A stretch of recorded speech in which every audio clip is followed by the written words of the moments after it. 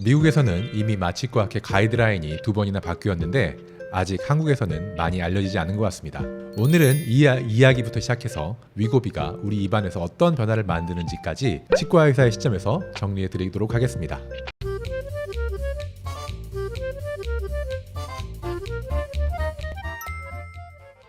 네, 오늘은 4가지를 다룹니다. 첫째, 위고비 맞는 분이 수면 마취가 왜 위험한지 가장 중요한 이야기부터 시작해서요. 둘째, 위고비가 음식 맛까지 바꿔놓는다는 흥미로운 사실. 셋째, 위고비와 잇몸의 양방향 관계. 약이 잇몸에 좋을 수도 있고 반대로 잇몸이 약효를 떨어뜨릴 수도 있다는 이야기. 넷째, 위고비 맞는 분들이 치과에서 꼭 챙겨야 할 것들을 정리해 드리겠습니다. 끝까지 봐주세요.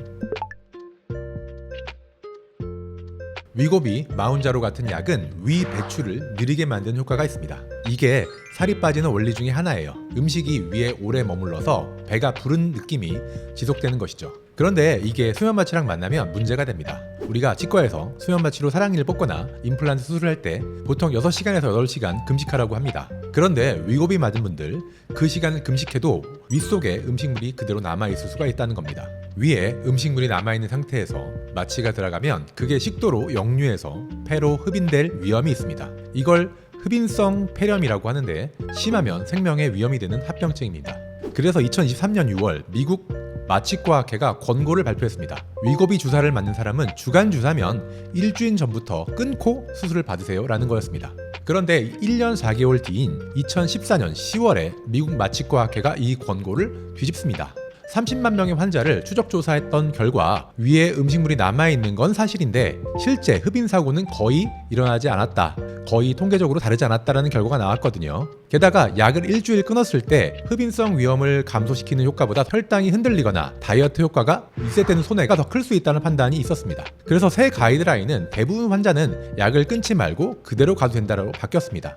자, 그러면 안전한 거 아니야? 라고 생각하시면 안 됩니다. 핵심은 그 환자에게 위장 증상이 있냐 없냐예요. 자, 위고비를 맞았다고 일률적으로 위고비를 끊고 수면 마취를 하자는 얘기는 아니고 위고비를 맞고 메스꺼움, 구토, 더부룩함, 소화불량, 자, 이런 증상이 있는 분들은 여전히 위험군입니다. 위에 음식물이 정말로 남아있으면 문제가 될 확률이 높거든요. 그래서 결론은 이겁니다. 약을 끊으라는 게 아니라 치과에서 수면 마취를 받기 전에 위고비나 마운자를 맞고 있는지를 미리 알려주시라는 겁니다. 환자분이 말씀을 안 해주시면 저희 치과 의사가 판단을 못합니다. 미리 알려주시면 마취 일정을 조정하거나 거기에 맞는 지시를 따로 드려서 안전하게 갈 수 있는 방법을 찾아보도록 하겠습니다. 그런데 모르고 들어가면 위험해질 가능성이 증가합니다. 이게 오늘 영상에서 가장 중요한 핵심 메시지입니다. 자, 이제 조금 흥미로운 이야기로 넘어가 보겠습니다. 위고비를 맞으면 이제 식욕이 떨어진다고 하죠. 하지만 위고비 맞는 분들 중에서 이런 경험을 해보신 분들이 있으신가 모르겠습니다. 평소에 좋아하던 음식인데 갑자기 맛이 달라졌어. 자, 이게 우연이 아닙니다. 해외에서는 오젬픽 텅 혹은 오젬픽 마우스라고 부르는 용어가 있어요. 어떻게 보면 현상이라고 봐야 되겠죠. 최근 연구를 보면 GLP-1 작용 계통 약물들, 그러니까 위고비나 마운저로 같은 약이 혀의 미각 수용체의 유전자 발현을 바꿔놓는다라는 결과가 나타나고 있습니다. 단맛, 짠맛, 신맛, 쓴맛, 기본 모든 미각의 민감도가 달라질 수 있다는 것이죠. 411명의 사용자 데이터를 분석한 연구가 있는데요. 약 5명 중 1명이 음식이 더 달게 느껴진다 혹은 더 짜게 느껴진다라고 답했습니다. 환자들이 보고하는 결과도 다양합니다. 다크 초콜릿이 이상하게 쓰게 느껴진다. 입에서 금속 맛이 난다. 단 음식이 갑자기 역겹다. 심지어 좋아하던 커피를 못 마시겠다. 이런 식입니다. 사실 이게 위고비가 살을 빼는 숨겨진 메커니즘 중에 하나일 수 있다는 겁니다. 단 게 맛없게 느껴지니 자연스럽게 안 먹게 되는 거죠. 약 효과 측면에서는 좋은 거고요. 자, 그런데 이게 치과랑 무슨 상관이냐? 첫째, 미각 변화는 생각보다 흔한데 환자분들이 내가 이상한가? 어디 문제가 생긴 건가? 하고 혼자 고민하시는 경우가 많다는 겁니다. 자, 알고 계시면 마음이 편하시겠죠? 위고비 부작용일 수 있다는 거. 둘째, 이게 식습관을 의외의 방향으로 바꿉니다. 단 음식이 맛없게 느껴지면서 신음식이나 산성 음료에 끌리시는 분들이 은근히 늘어나고 있습니다. 레몬수, 탄산수, 식초 음료 같은 것들, 이게 치아 부식의 새로운 경로가 됩니다. 단 거 안 먹어서 충치는 줄어도 산 때문에 치아 표면이 깎이는 거죠. 셋째, 입맛 변화 때문에 식사 자체를 거르시는 분들이 늘면서 양치 빈도도 같이 줄어드는 패턴이 나타납니다. 진료실에서 보면 위고비 시작하고 6개월 만에 충치 2-3개가 갑자기 생기시는 분들이 있어요. 이런 행동 변화가 깔려있는 경우가 많습니다.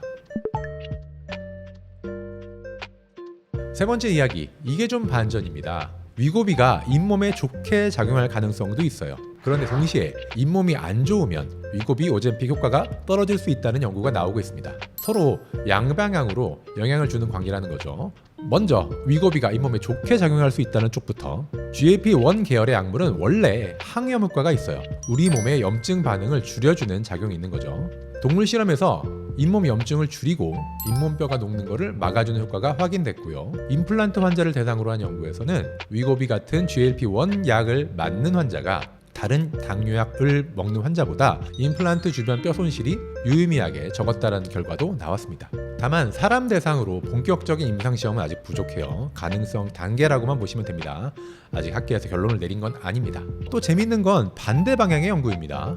자, 잇몸병을 일으키는 대표적인 균 중에 포피로모나스 진지발리스라는 균이 있어요. 잇몸 안쪽 깊은 곳에 사는 현미성 세균인데요. 최근 연구에서 이 균이 우리 몸에 GLP-1을 분해하는 효소와 비슷한 걸 직접 만들어낸다는 사실이 밝혀진 적이 있습니다. 무슨 말이냐? 우리가 위고비를 맞으면 GLP-1 농도가 올라가면서 식욕이 줄고 살이 빠지는 건데 잇몸병을 유발하는 균이 그 GLP-1을 분해해버릴 수 있다는 거예요. 그러니까 잇몸 안 좋은 사람은 억울하게도 같은 위고비를 맞아도 효과가 반감될 수 있다라는 가설이 제시되고 있다는 겁니다. 이것도 역시 아직 확정된 것은 아닙니다. 가설 수준입니다. 그런데 만약 사실이라면 위고비 효과를 제대로 보고 싶으시면 잇몸부터 챙기셔야 됩니다. 잇몸 챙기는 것은 치과이시죠. 마지막으로 위고비나 마운조로 맞고 계신 분들이 챙겨야 할 것 5가지 빠르게 정리해드리겠습니다. 하나, 치과 수면 마취 받기 전에 무조건 복용 사실 알리기. 자, 약을 끊으라는 게 아니에요. 알리기만 하세요. 그래야 저희가 안전하게 진행할 수 있습니다. 둘, 메스꺼움이나 구토 직후에는 절대 그대로 양치하지 마시고 물로 입을 한번 헹구고 그 다음에 위산을 씻은 상태에서 칫솔질을 하시는 게 좋겠습니다. 위산이 묻은 상태에서 칫솔질 바로 하는 것보다 입을 한번 헹구고 칫솔질 하시는 게 부작용을 케어하는 중요한 디테일입니다. 셋, 의식적으로 물을 자주 마시기. 식욕이 줄면서 수분 섭취까지 같이 줄어드는 분이 많습니다. 그런데 입이 마르면 충치가 폭증합니다. 침은 충치에 대한 자연 방어막이기도 하거든요. 갈증을 안 느끼셔도 의식적으로 물을 드시는 게 좋겠습니다. 넷, 검진 주기를 줄이세요. 평소 6개월에 한 번 오시던 분이라면 위고비 시작하신 직후에는 3에서 4개월 후에 병원에 한 번 오시기를 권합니다. 5번째, 단백질, 칼슘, 비타민 D 의식적으로 챙겨주세요. 식사량을 줄이면서 영양 부족이 오면 잇몸 조직과 턱뼈가 같이 약해집니다. 다이어트 약 맞는다고 영양까지 같이 빠지면 안 되기 때문에 양은 줄여도 질은 챙기셔야 합니다. 특히 구강 건강을 위해서 챙겨주시면 좋겠습니다. 위고비 오젬픽 분명 좋은 약입니다. 잘 쓰면 인생을 바꾸는 도구가 되기도 합니다. 다만 입안에서 일어나는 변화를 모르고 지나가면 다이어트는 성공해도 치아를 잃을 수 있습니다. 다이어트 약은 의사 선생님과 그리고 구강 건강은 저희 치과 의사들과 같이 챙기시면 좋겠습니다. 오늘 영상이 도움이 되셨다면 좋아요랑 구독 부탁드리고요. 궁금한 거 댓글 남겨주시면 다음 영상에서 반영해서 답변 드리도록 하겠습니다. 저는 지금까지 치면 시선의 치과 의사 이창훈이었습니다. 감사합니다.